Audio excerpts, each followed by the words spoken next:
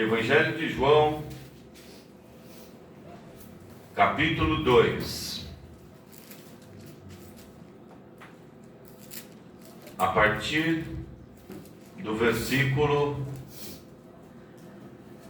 12.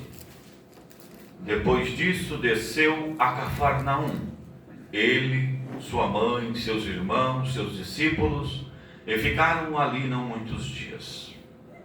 Estava próxima a Páscoa dos judeus, e Jesus subiu a Jerusalém, e achou no templo os que vendiam bois, ovelhas, pombos, e os campeadores assentados. Tendo feito um açoite de cordéis, lançou-os tudo fora do templo, e também os bois, ovelhas, e espalhou o dinheiro dos cambistas, e derribou suas mesas. E disse aos que vendiam pombos: tirai daqui estes, e não façais da casa de meu pai casa de venda. E os seus discípulos lembraram-se do que estava escrito: o zelo da tua casa me consome, ou me devora, ou me comeu. Pode se assentar.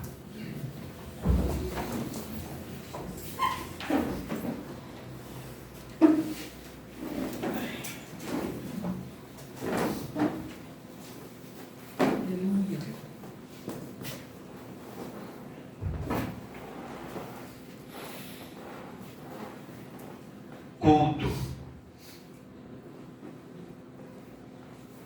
O verdadeiro culto, muitas vezes tão distante da nossa realidade. Culto.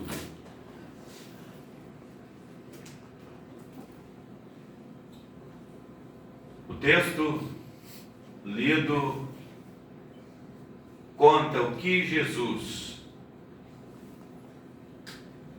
achava do culto dessas pessoas. Esse era o lugar de culto. Imagine o lugar de vendas. Mas sabe o que é interessante? Para um lugar de religiosos, não existe um melhor lugar de venda do que o lugar do culto. Para quem é religioso, nosso país ele é testemunha disso. Para quem conhece a Aparecida do Norte, sabe que é centro comercial do Brasil. Para quem conhece os lugares de romarias, sabe que é centro comercial de religiosos. Para quem conhece Roma. Mas para não ficarmos de fora, para quem conhece Jerusalém, cidade de religiosos. Jerusalém está entre as maiores religiões do mundo. Entre elas, em primeiro lugar, o judaísmo, com o resto dos alicerces do templo. Em segundo lugar, está a Mesquita de Omar, uma das mais famosas do mundo, no Domo da Rocha, no lugar que era o templo. E em terceiro lugar, está o catolicismo romano, com a exploração do turismo religioso de Jerusalém, uma galinha de ovos de ouro. E, consequentemente, também o que chamamos de cristianismo, evidentemente no seu sentido genérico.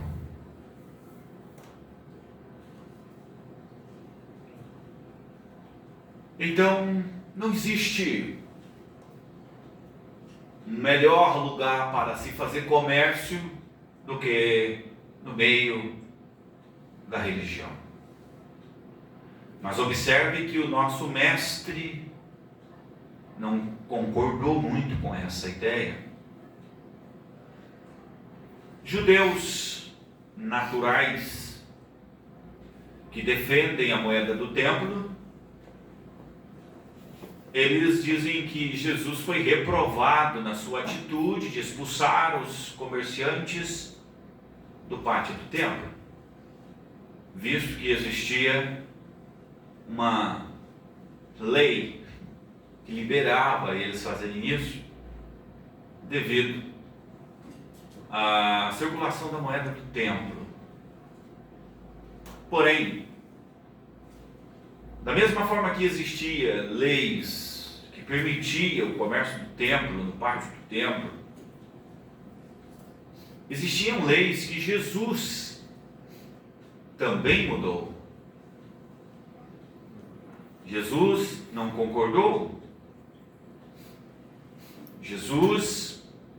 Houve leis que eles observavam, evidentemente da maneira deles, que Jesus nos deu uma nova lição. Quem é conhecedor das Escrituras sabe que, mudando o sacerdote, se faz necessário mudança da lei. Então significa que Jesus, ele tinha autoridade suficiente para fazer isso, visto que ele era mediador de uma nova aliança. E como sumo sacerdote, desta vez, segundo a ordem de Melquisedeque, ele tinha autoridade de sobra para fazer mudanças na lei. Mas como não é o tema central, não quero ficar preso nisso daqui. Quero falar a respeito de culto, da ideia prima, da ideia genuína de Jesus acerca de culto.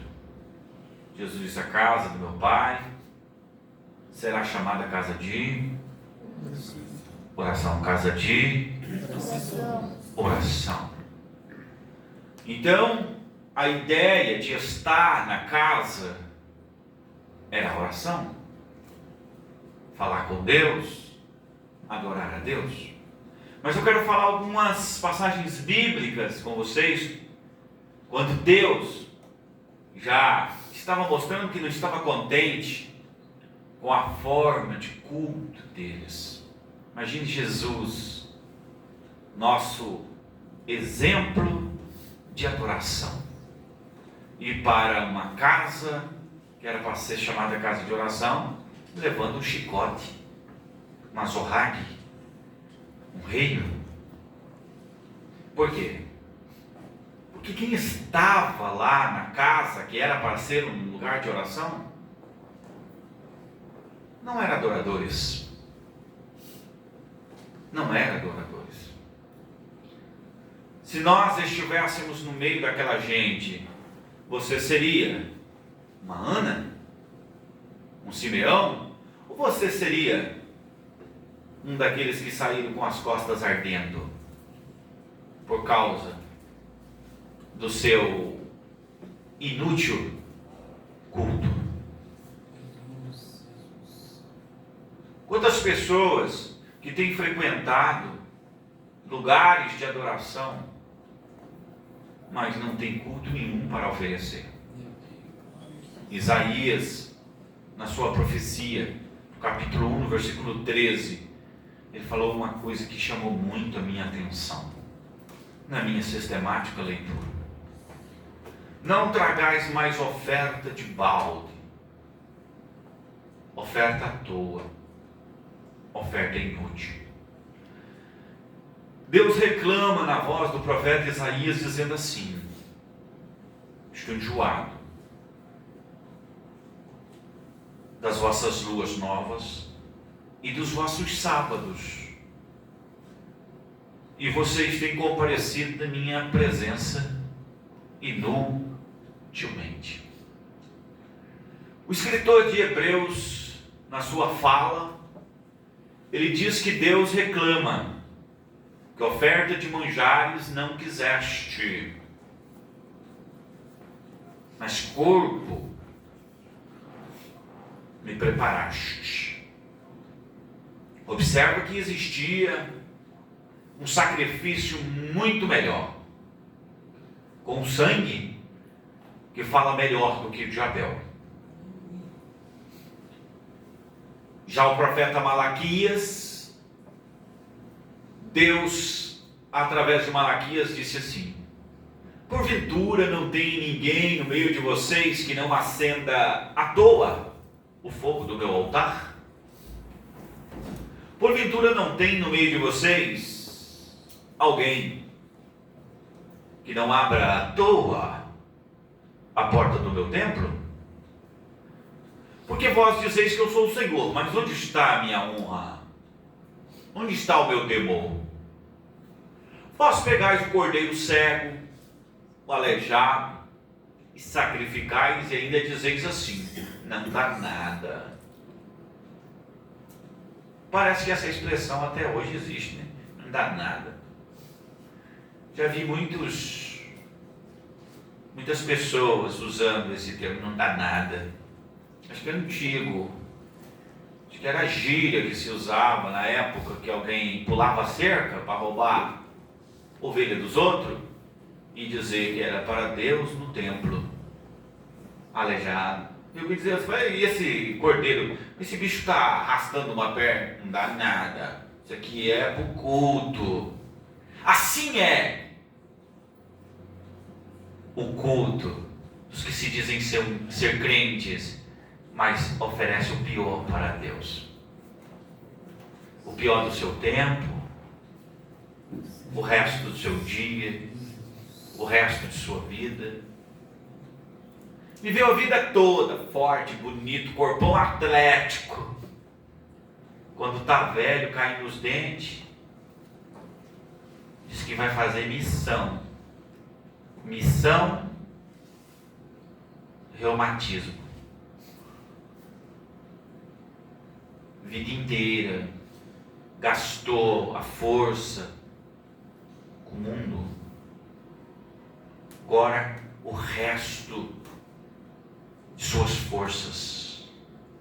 Já o sábio Salomão diz assim: lembra-te do teu Criador nos dias da sua mocidade, antes que venham os maus dias, que cesse os seus moedores e te escureça os que olham pela janela, e abaixe o ruído e floresça a amendoeira e o grilo fique pesado. Gostou dessa? Bonito, né? Mas não é autoria minha, não, é Salomão. Capítulo 12, livro do pregador. O sábio disse: lembra-te do teu Criador nos dias da tua mocidade, antes que venha a velhice e os anos dos quais se vem dizer: não tem nenhum prazer e nenhum contentamento. O que as pessoas têm feito do seu tempo? São 24 horas o dia. Olha para mim, eu quero falar com você. Eu quero que você vá embora dizendo: ele falou comigo. Eu preparei isso para falar com você. 24 horas no dia, 8 para trabalho, 8 para descanso e 8 para dormir. Eu não sei o que as pessoas fazem com essas 24 horas, porque elas estão sempre cansadas. Às 8 de dormir, não sei o que elas fazem, porque quando elas dobram o joelho, é o tempo todo bocejando. E porventura você pensa que Deus aceita um culto desse? Aonde você está no culto, mas desejava estar numa cama? Aonde as pessoas dobram o joelho, elas dormiram 8 horas, elas descansaram 8 horas, diz elas que trabalharam 8. Que a maioria nem é verdade, né? Mas tudo bem, vamos considerar, por causa dos que realmente trabalham. Mas naquelas 2 horas de culto, que vai orar, muitas das vezes meia hora, é claro que a maioria não ora, alguém ainda boceja. Imagina, você, ser humano, comedor de feijão. Eu disse que preparei para falar contigo. E eu não quero errar o alvo. Você, comedor de feijão, vai conversar com o meritíssimo Senhor Juiz. Você fica lá abrindo boca, bocejando? Fica nada, você se prepara até para falar, se posiciona, se arruma, se ajeita. Se vai de qualquer jeito, não entra nem na sala de audiência. Gente, nós estamos falando de um ser humano que come. Nós estamos falando de um ser humano que defeca, que dá um fedido. Nós estamos falando de um ser humano igual você mesmo. A única coisa que muda é seu salário. E muitas das vezes sua posição social. Mas é um ser humano. Alguém se porta como se estivesse diante do juízo final. Tá certo? Não descaracterizo, muito pelo contrário, considero a enormidade do respeito, mas eu não entendo. Olha para mim, sou o comedor de feijão igual vocês, mas eu não entendo a irreverência das pessoas diante do culto de Deus. Desculpa, não entendo. Não consigo compreender isso. Essa balança de que o indivíduo é um excelente profissional, 30 dias na empresa, 22 dias trabalhado, 22 dias, não tem um dia de falta no emprego, mas o culto é uma relaxada, é um relaxado. Não consigo entender isso, essa falta de temor. E não sei dizer se posso acrescentar alguma coisa. Eu queria ponderar em minhas palavras. Não consigo compreender. Mas eu entendo por outro lado, que é por causa do dinheiro, por causa do salário. Então, as pessoas se obrigam a ter compromisso. Então, seria necessário pagar para as pessoas estarem no culto. Então, elas seriam pessoas de bons cultos. Será que é isso?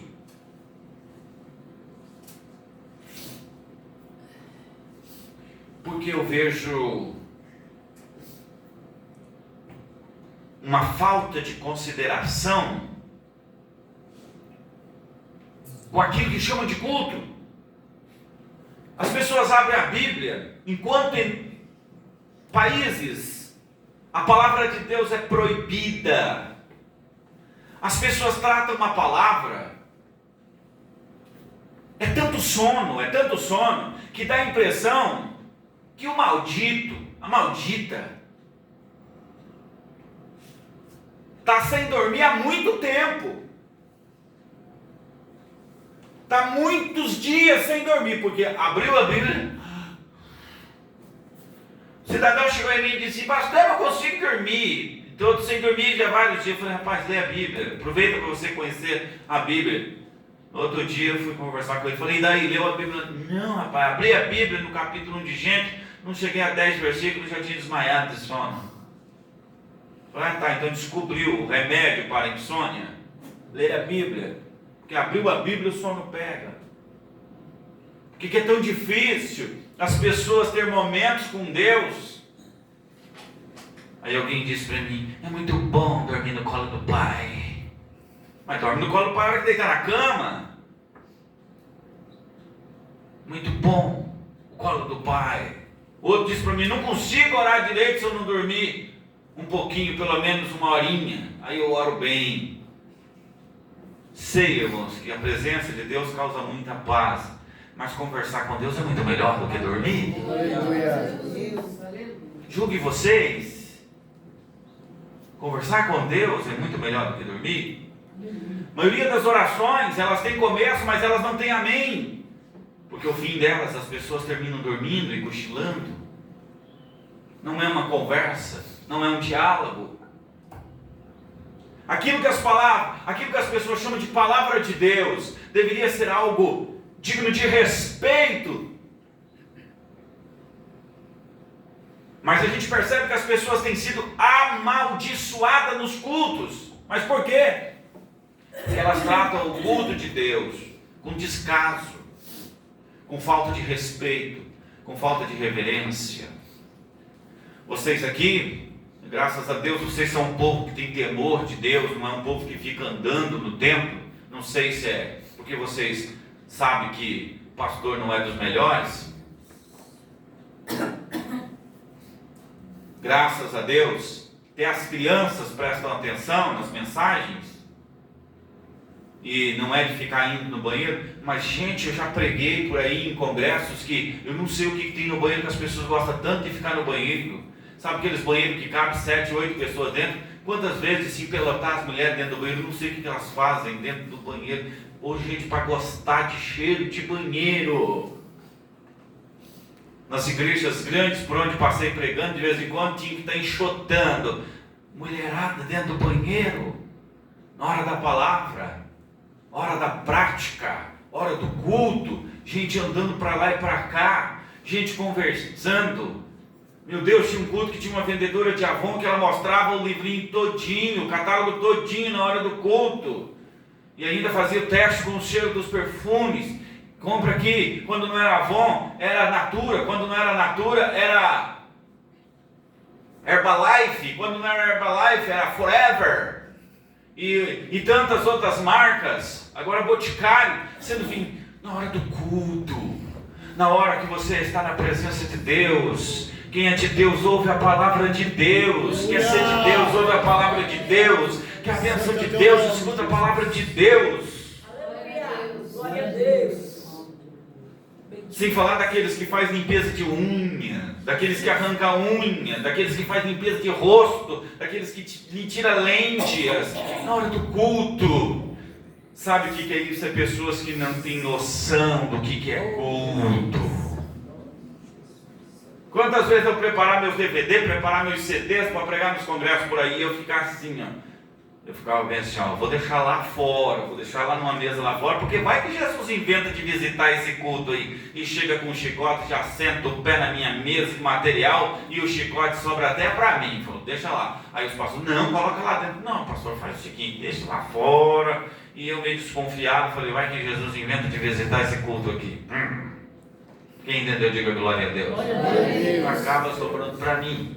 Mas deixa lá, deixa no carro, uma mesinha lá fora, porque o lugar do culto, mas aqui nós estamos acostumados a vender no tempo, mas hoje o pregador não está acostumado com isso. Aleluia. Vai que Jesus inventa de ir num culto desse.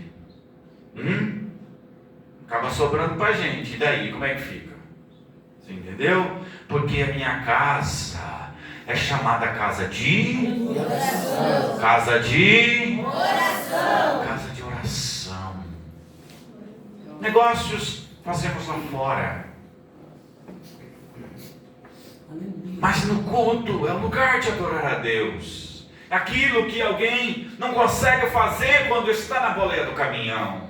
Fechar os olhos, conectar-se com Deus, adorar a Deus. É aquilo que alguém não consegue fazer quando está na beira da máquina de lavar. É aquilo que alguém não consegue fazer quando está na máquina de costura. É aquilo que alguém não consegue fazer quando está na frente do computador no escritório. É aquilo que alguém não consegue fazer quando está na linha de produção da empresa. É aquilo que alguém não consegue fazer quando está na sala da audiência. É aquilo que alguém não consegue fazer quando está lá no trânsito, lá no trabalho. Chegou aqui e disse, agora é meu momento com Deus. Agora eu quero respirar Deus, eu quero aspirar, eu quero sentir, eu quero absorver, eu quero escutar, eu quero me alimentar, eu quero me revestir, quero sair daqui cheio das coisas de Deus. Louvado seja o nome do Senhor. Glória a Deus. Sabe o que é interessante? Que o culto ele tem características. Uma delas é você falar com Deus. Outra delas é Deus falar contigo. É você parar para escutar. Existem muitas pessoas que dizem assim, Deus não tem falado comigo. Mas eu pergunto, você parou para escutá-lo? Deus não tem falado comigo, mas você parou para escutar Deus? Orei muito com muitas pessoas, de nós dobrarmos os joelhos e orarmos 8 horas de oração na noite. Normalmente dobrávamos o joelho perto da meia-noite, e quando o dia, o sol estava começando a esquentar, nós tínhamos falado a noite toda. Mas existe um momento da oração, que é aquele momento que você para para escutar, para ver o que Deus quer falar contigo. Esse momento aqui, ele pode ser resultados das suas noites de oração. Ele pode ser resultados das suas manhãs de consagração. Ele pode ser resultado de sua conversa com Deus. Esse momento que Deus está falando contigo. Olha, você quer viver e desfrutar uma vida diferente? Cuida do seu culto com Deus. Cuida do seu devocional com Deus. Aproveita a oportunidade para você adorar a Deus. Na presença de Deus, você se aproveita a voz de Deus, a palavra de Deus, o cântico de Deus. Uma pessoa inteligente, quando a igreja diz, o ministro diz assim, olha, vamos aplaudir a Jesus, ele prepara as palmas das mãos para glorificar a Deus. Quando ele tem uma oportunidade para ele falar o amém, ele não perde a oportunidade de dizer amém, assim seja. Quando tem uma oportunidade de dizer glória a Deus, ele não perde essa oportunidade para dizer que a glória e a honra pertencem a Deus. Quando ele tem a oportunidade para dizer aleluia, ele diz aleluia, dizendo aquele que é digno de louvor e de glória. Quando ele tem a oportunidade de estar no culto, ele não fica em casa, ele vai adorar ao Senhor e glorificar a Deus. Sabe por quê? Porque o alimento que ele tem no culto é muito mais do que a comida que perece, é o alimento que permanece. Louvado seja Deus. Aleluia! Deus seja louvado. Glória a Jesus! Quer desfrutar uma vida diferente de comunhão com Deus? Zela pelo seu culto a Deus. Pelo seu momento com Deus, pelo seu devocional com Deus. Sua Bíblia, ela não pode ficar lá na estante. Sua Bíblia não pode entrar anos e sair anos e ela novinha. Você tem que usar a sua Bíblia. Você tem que zelar dela, mas você tem que ler a sua Bíblia. Você deve marcar a sua Bíblia. Você deve fazer anotações na sua Bíblia. Você deve conhecer a sua Bíblia. As páginas dela devem ser desgrudadas de tanto que você passou no seu dedo, conferindo a palavra de Deus, examinando as cartas apostólicas, os ensinamentos dos apóstolos, examinando o Evangelho de Jesus Cristo, para que você tenha uma mensagem de Deus para as pessoas que se aproximar de você. Louvado seja Deus. E quando as pessoas disserem, de onde você tirou isso? Você diga, dos meus momentos com Deus. Glória a Jesus, maravilhoso é o teu nome. Glória a Deus. Você diz, se você quiser eu posso te apresentar a fonte. Glória a Deus. Um adorador, ele tem seu momento de se prostrar diante de Deus. E quero te dizer mais. Nossa vida de derrota consiste quando a gente deixa nossos momentos de adoração a Deus. Mas quando você começa a se preocupar, quando você começa a se ocupar com seus momentos com Deus, é onde a sua história começa a mudar.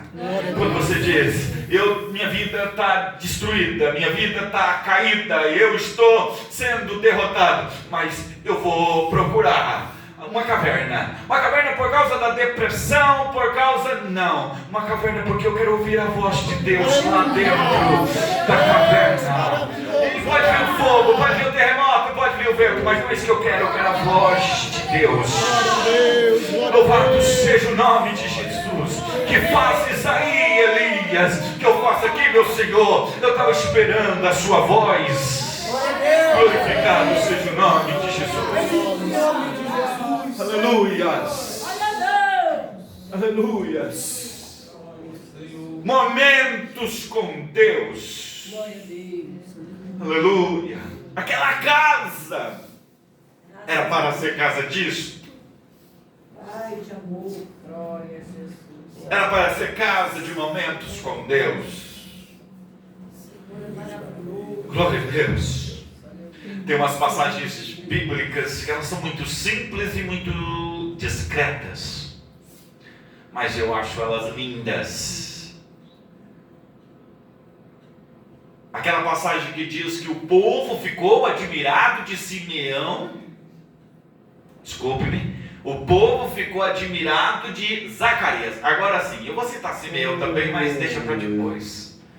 Ficou admirado de Zacarias entrar no templo e de demorar ali. E quando saiu de lá? Saiu mudo.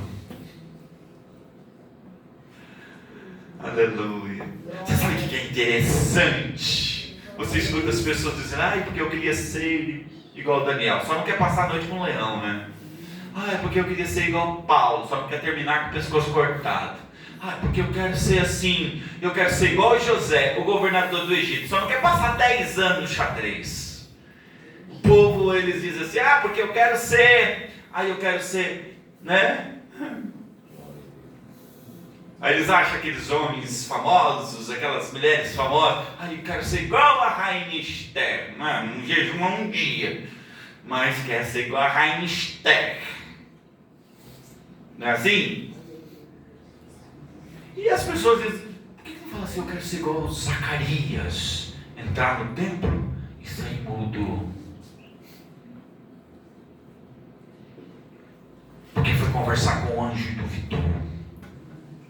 O anjo, querido anjo, que coisa mais linda, eu acho bonito dizer: porque você duvidou, você vai ficar mudo. Isso é porque era o Zacarias e tempo de oração.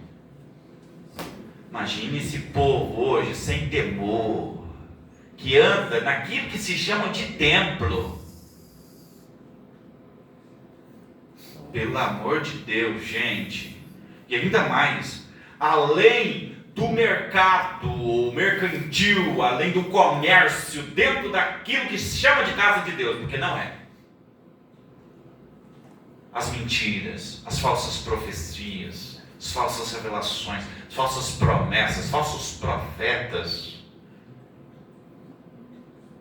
E vende isso, e vende aquilo outro, e lasca da cruz de Cristo, e azeite da oliveira do Getsemane, e tanta bobagem, tanta besteira, e a essência da adoração falta.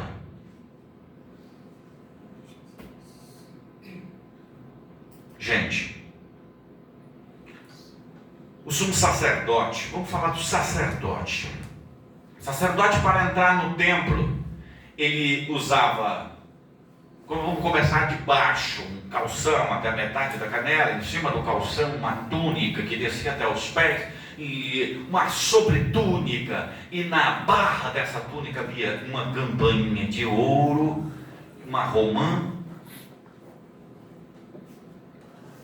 uma campainha e uma romã. E na medida que eles andavam, elas faziam barulhos como se fosse uma espécie de sino. Mas quando eles iam entrar no lugar santo, eles refletiam, porque eles precisavam entrar com muito temor naquele lugar, porque corriam o risco de até mesmo morrer ali dentro. Foi o caso de Nadab e o caso de Abiú, que ofereceram fogo estranho. Eu já vou chegar nessa parte.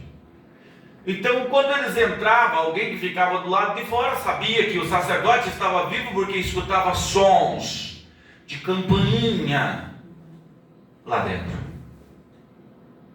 Só que o texto é claro em dizer que era uma campainha e uma romã. Qual é a lição que nós extraímos disto? É que não é só barulho, tem que ter fruto. Vida espiritual, ela precisa ter fruto e precisa ter vida. Vida e fruto. É essa lição extraída da barra, da túnica sacerdotal. Porém, o fogo era preciso ser tirado do altar. Então o fogo é necessário ser tirado do altar. As composições eram de gálbano, de onixa e de estoraque. Composições que eram tiradas de forma espontânea da raiz, do fundo do mar, do meio da madeira, que saía de forma muito espontânea, lenta.